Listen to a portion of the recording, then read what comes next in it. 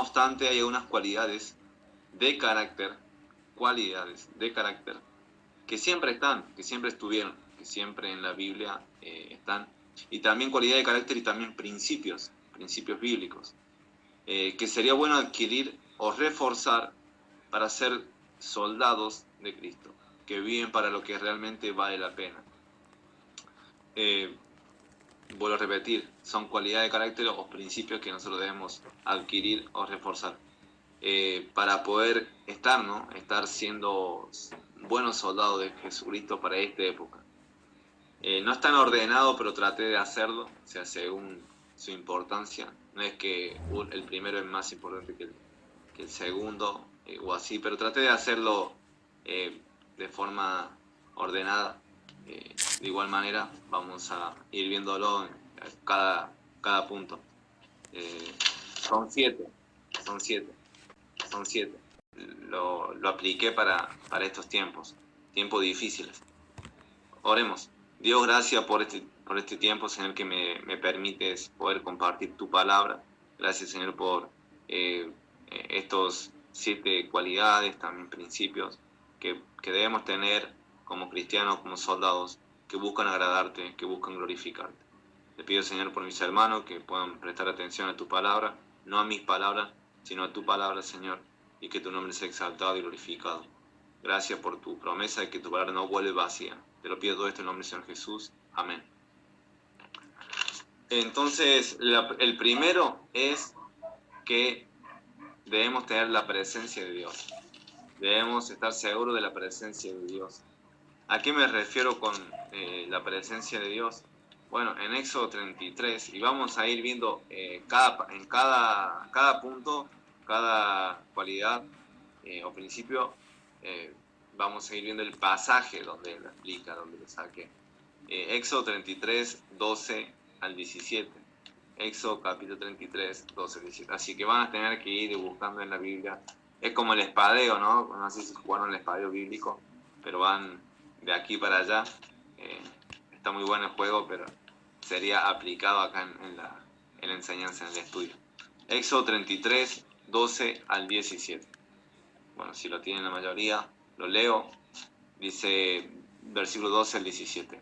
Y dijo Moisés a Jehová, mira, tú me dices a mí, saca a este pueblo, y tú no me has declarado a quién enviarás conmigo. Sin embargo, tú dices, yo te he conocido por tu nombre, y has hallado también gracia en mis ojos.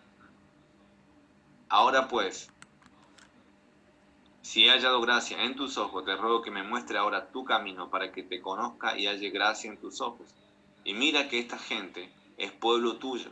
Y él dijo, mi presencia irá contigo y te daré descanso. Versículo 15. Y Moisés respondió, si tu presencia no ha de ir conmigo, no nos saques de aquí.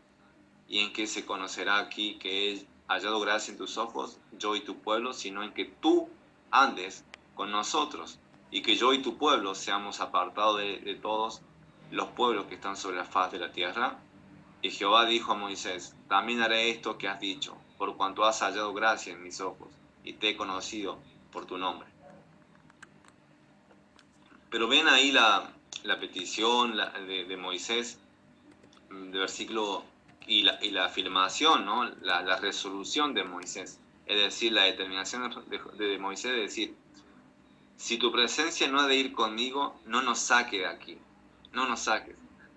Y versículo 12 dice que él no iba a estar conforme, o sea, Dios no le había dicho a quién iba a enviar con ellos, pero si en caso de que enviara un ángel u otro que no fuera Dios, Moisés dice, yo no voy a ir sin tu presencia, yo no voy a ir sin tu presencia.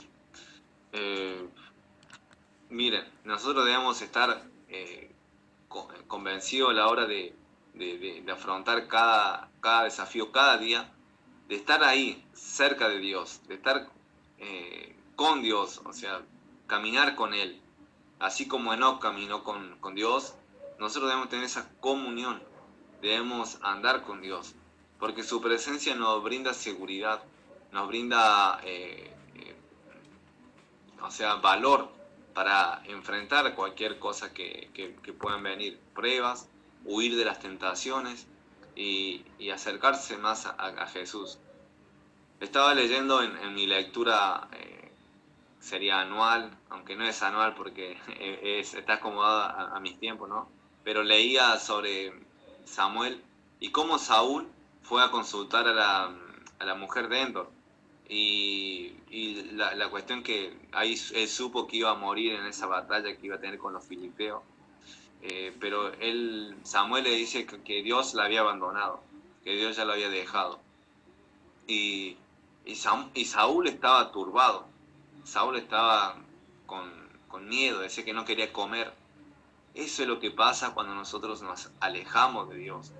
Cuando nosotros andamos en desobediencia y apartado de Dios, nosotros no tenemos la seguridad para enfrentar la pelea, enfrentar la batalla. Andamos a nuestra merced, o sea, y a la merced del mundo. Andamos ahí, inseguros. Pero si tenemos la determinación que tuvo Moisés de decir, si tu presencia no ha de ir conmigo, no saldremos, no iremos a ningún lado. No nos saque de aquí, dice Moisés. De la misma manera tenemos que buscar nosotros la presencia y caminar con Dios, buscar la comunión con Dios. Siempre tenerla presente, sentir de Él. Si no estás sintiendo su presencia, si no estás buscando su presencia, te animo a que lo hagas. Dios siempre dice, no temas ni desmayes, ¿no? Porque yo estaré contigo. Así se le dijo a Josué y también se aplica a nosotros. Porque Mateo 28, 20 dice, he aquí yo estoy con vosotros hasta el fin del mundo. Amén, dice Jesús a su discípulo. Pero el pecado, hermano, nos separa de Dios. El pecado hace una barrera. No porque Dios quiera, ¿no? Pero sino el pecado hace una barrera. Y si eso es lo que impide el estar en la presencia de Dios, que lo quitemos. Ahora, segundo que debemos necesitar es tener la búsqueda de la voluntad de Dios. Una búsqueda constante de la voluntad de Dios. Eso es segundo, la búsqueda constante de la voluntad de Dios. Y eso lo encontramos en 1 Samuel 30, 1 Samuel 30, versículos 7 al 9.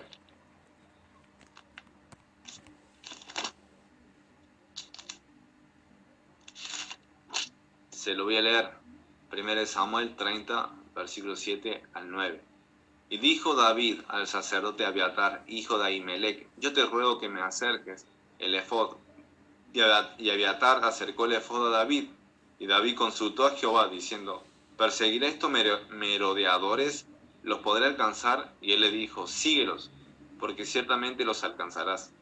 Y de cierto librarás a los cautivos. Versículo 9. Partió pues David, él y los 600 hombres que con él estaban y llegaron hasta el torrente de Besor, donde se quedaron algunos.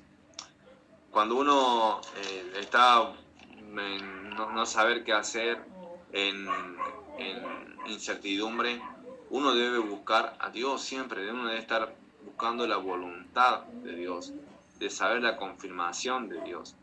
David lo hizo. David no sabía si iba a pelear contra los enemigos o quedarse. Pero en versículo 8 dice, y David consultó a Jehová. David consultó a Jehová. Y esa frase, esa oración se ve en muchas de otros pasajes de la Biblia. Cuando se menciona tocante la vida de David, cuando él estaba por pelear con alguien o salir a la batalla, vemos que David consultaba a Jehová. ¿Perseguí a estos merodeadores? ¿Los podré alcanzar? ¿Y cuál fue la respuesta?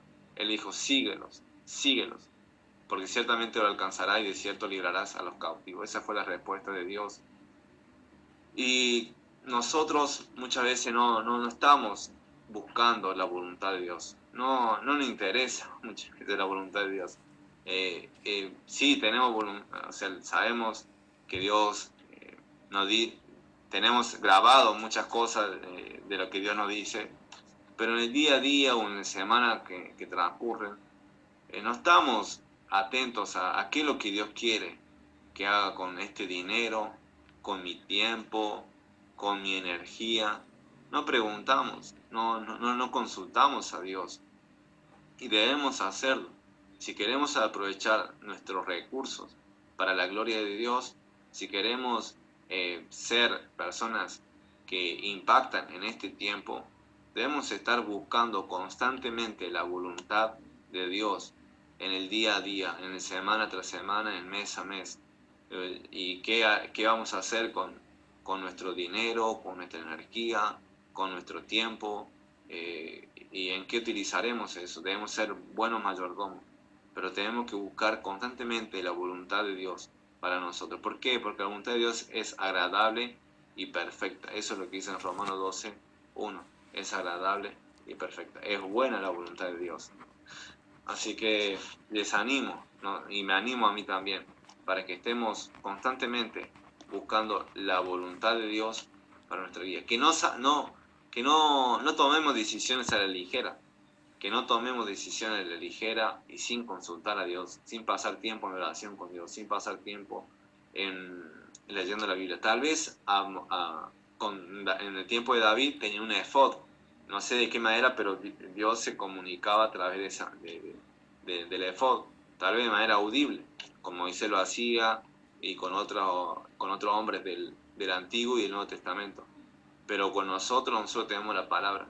Y ustedes dirán, bueno, ¿cómo sabemos que eso es la decisión que tenemos que tomar? Esa es la decisión correcta que tenemos que tomar. Yo creo que hay muchas formas, pero creo que la principal es teniendo paz. Cuando uno tiene la paz de Dios, o sea, cuando vos estás, y la paz no significa que esa decisión sea algo cómodo, algo humanamente bueno o seguro humanamente, o muchas veces pueden ser todo incierto, todo oscuro. La decisión que vas a tomar, vos decís, ¿en qué me estoy metiendo? ¿En qué voy a estar haciendo? Pero cuando vos sentís la paz de Dios, no importa cuán oscuro sea el panorama o el camino, vos tenés la paz de Dios y sabés que estás en el centro de la voluntad de Dios y caminás seguro, caminás seguro. Así que estemos buscando siempre constantemente la voluntad de Dios. Tercero, pararse solo, humanamente hablando, ¿no? Pararse solo. Primera de Reyes, capítulo 18, y vamos avanzando. Primera de Reyes, capítulo 18, versículos 17 al 22. Primera de Reyes, capítulo 18, versículo 17 al 22. Dice así la palabra. Cuando Acab vio a Elías, le dijo, ¿eres tú el que turbas a Israel? Y él respondió, yo no he turbado a Israel, sino tú y la casa de tu padre, dejando los mandamientos de Jehová y siguiendo los Baales. Envía pues ahora y congrégame a todo Israel en el monte Carmelo. Y los 450 profetas de Baal y los 400 profetas de Acera que comen de la mesa de Jezabel. Entonces Acab convocó a todos los hijos de Israel y reunió a los profetas en el monte Carmelo.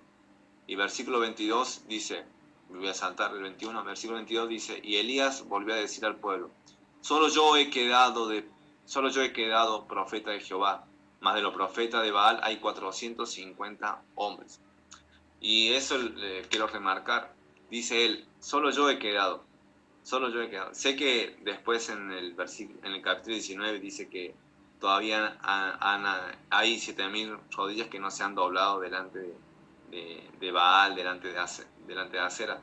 Pero ahí que en ese momento estaba solamente Elías contra 450 profetas de Baal y 400 profetas de Acera. Y todo el pueblo de Israel que ya se había inclinado a los dioses. Entonces, humanamente hablando, Elías estaba muy solo, estaba solo. Y él igual, aún así, fue porque porque Dios se lo había ordenado y porque tenía la presencia de Dios guiándolo y que le estaba infundiendo temor, que le estaba infundiendo valor y coraje. Yo digo esto, como cristianos nos tenemos que parar solos.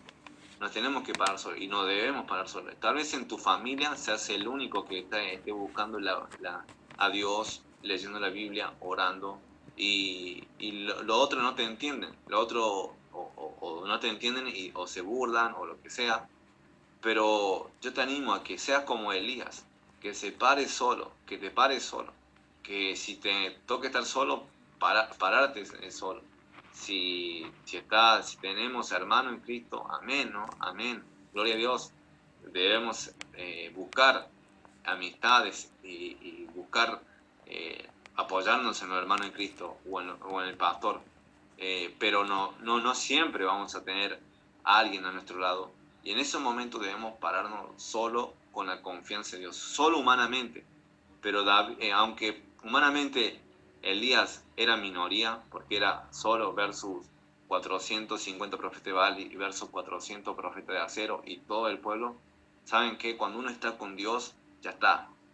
Vos sos mayoría. Si vos tenés a Dios, vos sos mayoría. No sé, en el colegio, si sos el único cristiano, estás tratando de vivir una vida pura sexualmente, pura en cuanto a la manera de hablar, en cuanto a la manera de vestirte, y la mayoría se burla o te hacen comentarios negativos, ofensivos, vos estás con Cristo y sos mayoría, tenés a Dios de tu lado. Entonces no hay que amedrentarnos, no hay que intimidarse. Es difícil, pero hay que buscar a Dios con los ojos de la fe y saber, teniendo en cuenta eso.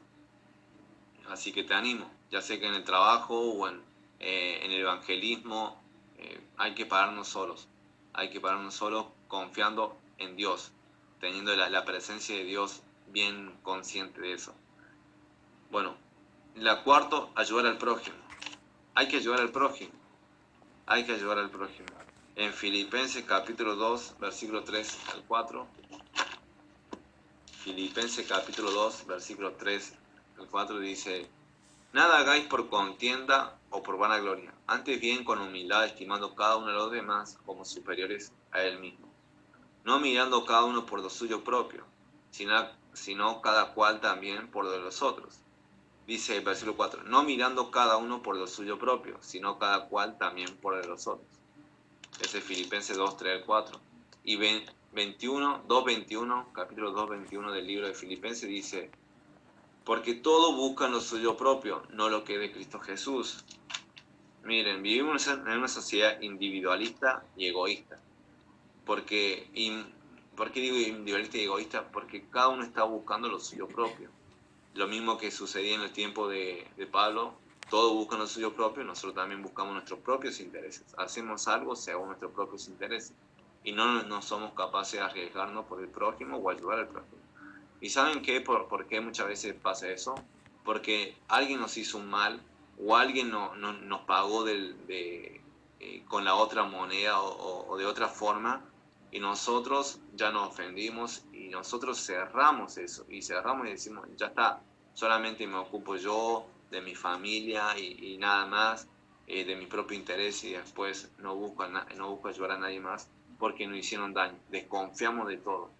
Desconfiamos hasta de nuestra propia sombra, diría, ¿no? Pero esa no debe ser la actitud de un cristiano. La actitud de un cristiano debe ser alguien como la de Jesús, que decía que él bendecía a los que le maldecían y que hacía el bien a los que le hacían mal, a los que les perseguían. Y eso se necesita en estos tiempos, para que podamos brillar como Cristo nos mandó a hacer, a brillar como siendo luz y sal. Debemos ayudar al prójimo y ayudar al hermano en la fe sobre todo.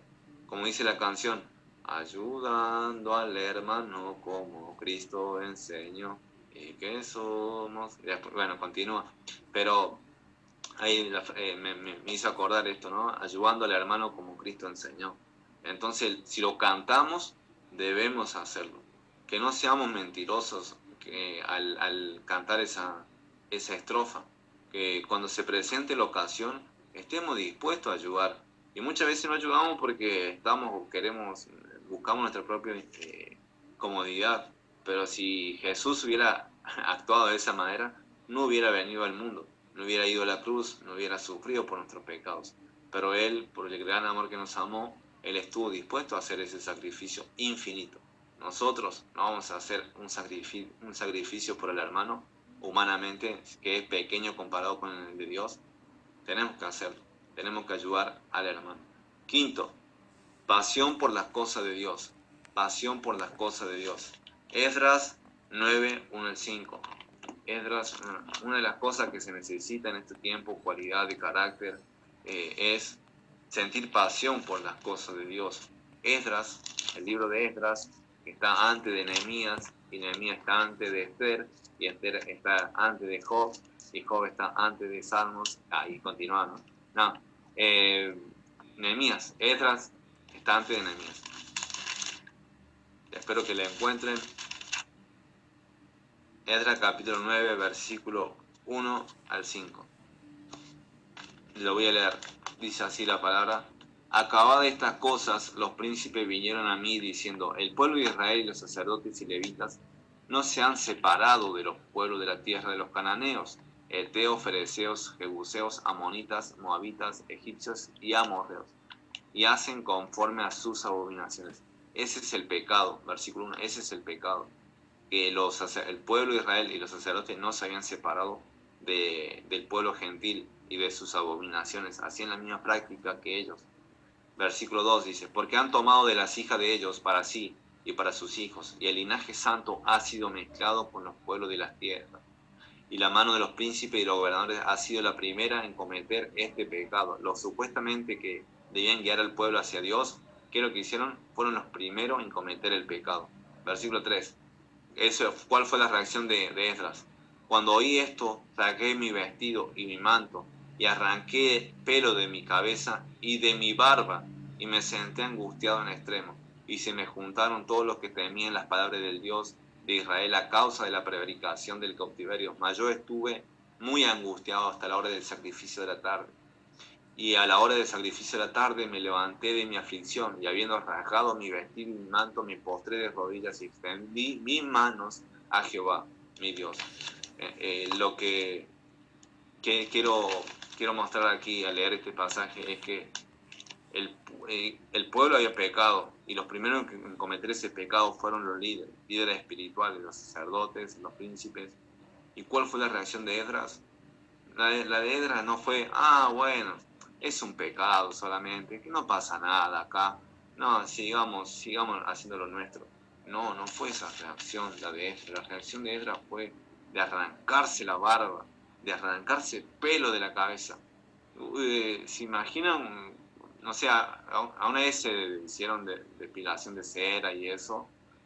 Yo una vez, mi hermano una vez me puso, o un par de veces, y se me lo sacaba, ¿no? Eran pelitos chiquitos, pero dolía. Imagínate arrancarte el pelo así de la barba y de la cabeza. Ay, qué dolor, ¿no? Pero eso fue el sentir de Esdras, por causa del pecado, por causa de que el pueblo estaba pecando. No era una indiferencia, no era una apatía o insensibilidad, sino que él sentía pasión por las cosas de Dios. Esdras rasgó su vestido en señal de indignación. Ahora, todos estamos fríos e indiferentes. No nos duele cuando un hermano cae, y ni siquiera nos duele cuando nosotros caemos. Nos da lo mismo por el pecado, pero si sentimos pasión por las cosas de Dios y separamos las cosas sagradas de las cosas que no las son, vamos a sentirnos indignados. No en el sentido de que, Dios ya no me puede perdonar. No, pero yo digo en el sentido de que debemos sentir un odio por el pecado, aborrecer al pecado, y a tal punto como Dios lo odia, porque Dios es santo. Entonces no debemos tomar a la ligera las cosas. Cuando un hermano cae, cuando nosotros caemos, no debemos sentir, bueno, cometí pecado y listo. No debemos sentir lo que Dios siente y confesarlo, así como después Esdras empezó a interceder en oración, y lean esa oración, y confesarlo y hablar con Dios y pedirle a Dios ayuda para poder vencer los pecados. Pero hay que sentir pasión por las cosas de Dios, que Dios nos ayude, que Dios nos dé ese deseo, ese sentir. Ya vamos finalizando. Sexto, trabajador. El cristiano debe ser trabajador. Proverbios 6, 6 al 11. Proverbios 6, 6 al 11. Ya vimos que hay que tener la presencia de Dios. Segundo, la búsqueda constante de la voluntad de Dios. Tercero, hay que pararse solo en diferentes ocasiones. Cuarto, ayudar al prójimo. Quinto, pasión por las cosas de Dios. Y ahora, sexto, trabajador. El cristiano debe ser trabajador. En estos tiempos se necesita personas que trabajen, que estén dispuestos a trabajar y trabajar duro, que estemos dispuestos, ¿no? Dice el Proverbio 6, es muy famoso, Proverbio 6, versículo 6, en adelante. Dice, ve a la hormiga, oh perezoso, mira sus caminos y sé sabio, la cual no teniendo capitán, ni gobernador, ni señor, prepara en el verano su comida y recoge en el tiempo de la siega su mantenimiento. Perezoso, ¿hasta cuándo has de dormir? ¿Cuándo te levantarás de tu sueño? Un poco de sueño, un poco de dormitar y cruzar por un poco las manos para reposo. Así vendrá tu necesidad como caminante y tu pobreza como hombre armado. El cristiano, el creyente debe ser, si vamos a ser soldados de Cristo, debemos ser trabajadores, debemos ser dedicados y no debemos ser perezosos espiritualmente hablando. Sabemos que esto se aplica en el trabajo en sí, el estar trabajando, ya sea ama de casa o seas un operario, un obrero o lo que sea. Hay que ser trabajador, no hay que ser perezoso. Para honrar a Dios hay que ser trabajador, hay que ser el primero, hay que estar ahí siempre, atento, dispuesto. Pero en las cosas de Dios muchas veces no sucede lo mismo. Para leer la Biblia, para orar, la pereza nos gana la apatía, nos gana el desgano, nos gana el desánimo, ¿no? De no querer leer la palabra, de no querer orar, de no querer escribir, memorizar la escritura, de querer meditar. Porque es más fácil hacer otra cosa, es más fácil. La carne no le gusta, pero nosotros debemos forzar a la carne, debemos forzar, hay que alimentar el espíritu, Entonces, ¿qué nos impide levantarnos a orar, a leer la palabra? ¿Qué nos impide? Que la pereza no sea eso, que debemos ser trabajadores, diligentes. Y también, como dijo Jesús, mi Padre trabaja y yo también trabajo. En las cosas de Dios hay mucho trabajo por hacer. Siempre hay trabajo para hacer. Y que como iglesia seamos conocidos como una iglesia que trabaja por la causa de Dios. Que no sea una iglesia donde el pastor esté buscando así, ¿quién quiere? Estar ahí forzando o estar insistiendo para que hagamos las cosas, para que hagamos la obra de Dios, porque como iglesia no solamente el pastor es el único que debe hacer la obra de Dios, sino todos. Entonces, que haya disposición entre nosotros. Sabemos que cada uno tiene dones y talentos para utilizarlo, pero debemos utilizarlo, debemos ponerlo a disposición de la iglesia, que somos nosotros, el cuerpo. Séptimo, optimista. Realista, pero optimista. Hay que ser optimista y hay que tener, no optimista por el sentido humano, sino optimista porque tenemos a Dios, creemos y confiamos en Dios. Miren lo que dice en Nehemías capítulo 2, versículos 17 y 18. Se necesita personas que tengan ánimo, que sean, no aparece en la Biblia optimista, pero que sean alguien que estén animando al pueblo, que estén motivando a los hermanos. Nehemías capítulo 2, versículos 17 al 18. Nehemías capítulo 2, versículo 17 al 8. Y este es el último. Dice así la palabra de Dios. Le dije, pues, vosotros veis el mal en que estamos, que Jerusalén está desierta y sus puertas consumidas por el fuego. Venid y edifiquemos el muro de Jerusalén y no estemos más en oprobio. Noten esa frase. Venid y edifiquemos el muro de Jerusalén y no estemos más en oprobio. Versículo 18. Entonces declaré cómo la mano de mi Dios había sido buena sobre mí, y asimismo la palabra que el rey me había dicho, y dijeron, levantémonos y edifiquemos. Así esforzaron sus manos para bien. La reacción del pueblo fue de trabajar, respondieron al llamado de Nehemías para levantar el muro que estaba tirado, que estaba consumido por el fuego.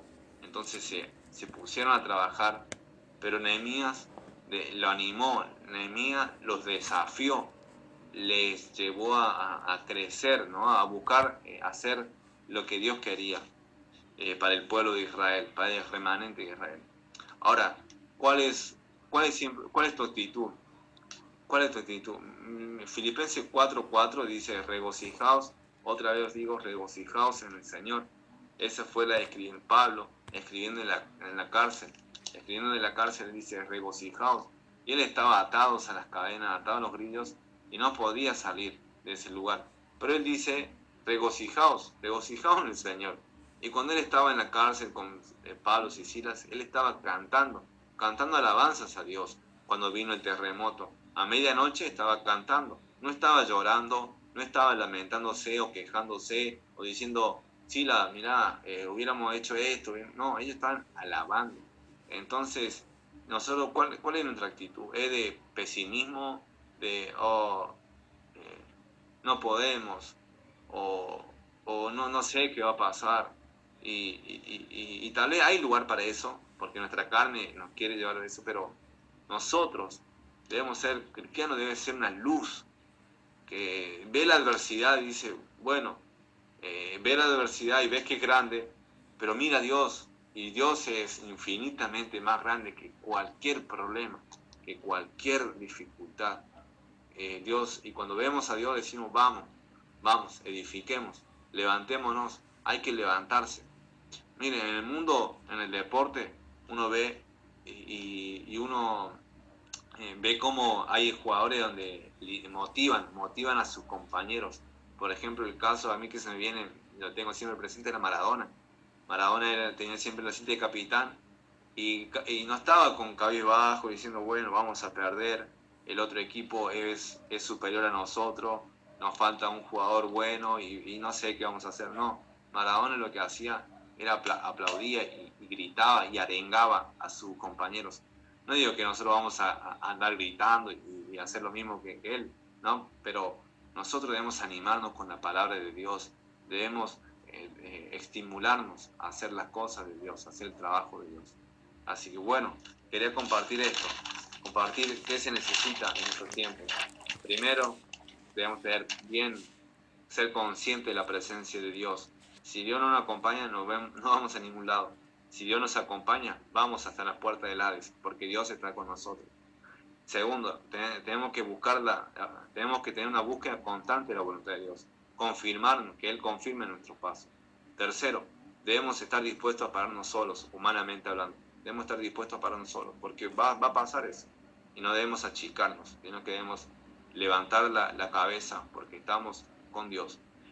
Cuarto, ayudar al prójimo. Hay que ayudar al prójimo. Hay que tener una actitud de ayudar al prójimo, no buscando solamente nuestro bien.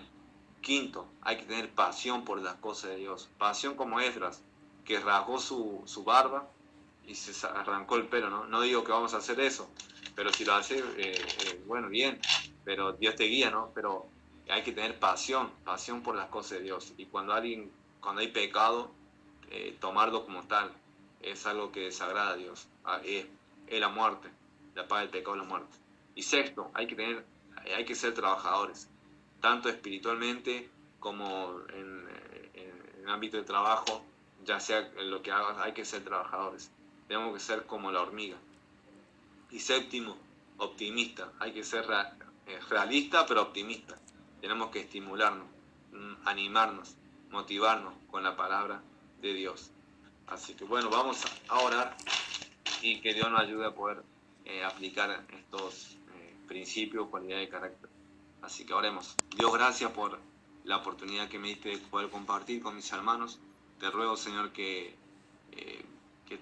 nos hagas buenos soldados de Jesús, que podamos ser sal y luz acá en la tierra y que levantemos tu nombre, Señor, en medio de la oscuridad. Que tu nombre sea exaltado y glorificado, Señor. Que podamos, la Iglesia Bautista Vida Abundante, que pueda ser de impacto en esta sociedad, en esta comunidad, ubicada acá en zona sur de Córdoba. Y que nos ayude, Señor, que nos ayude. Gracias por cada uno de mis hermanos. porque los amo en Cristo, y te pido, Señor, que nos des de tu Espíritu Santo para poder afrontar cualquier dificultad, cualquier prueba, y que nos des la sabiduría para huir de las tentaciones, huir de correr, Señor, no, y sentir odio hacia las cosas que tú odias, que es el pecado, porque mató a nuestro Señor, a Jesús. Así que gracias, Padre, por la esperanza que tenemos en Jesús, y ayúdanos a finalizar lo que queda este día. En el nombre del Señor Jesús te lo pido. Amén. Te lo pido.